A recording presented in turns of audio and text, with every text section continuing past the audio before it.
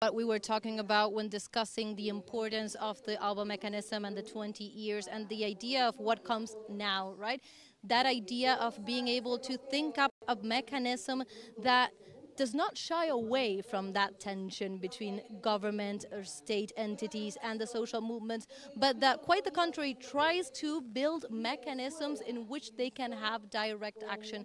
Also, I wanted to ask you, one of the main things that the speakers have been saying, social leaders from all over the world, was the importance of gathering around to really having a comprehensive understanding of the geopolitical scenario that is here, that the geopolitical analysis is very important. It is key to then think of strategies, of mechanisms of cooperation, to see where the social movements need to be heading. What do you think in this regard?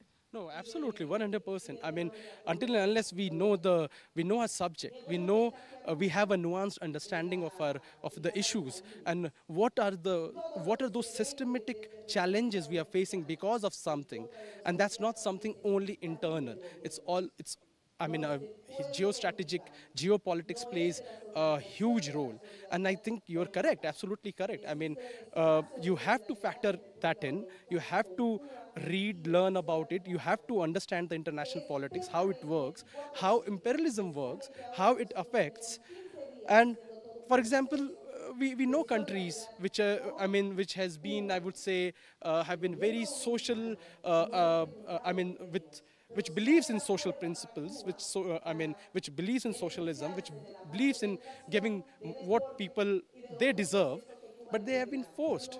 For example, we know countries in Asia, for example, Sri Lanka, we know countries in Pakistan, countries like Pakistan.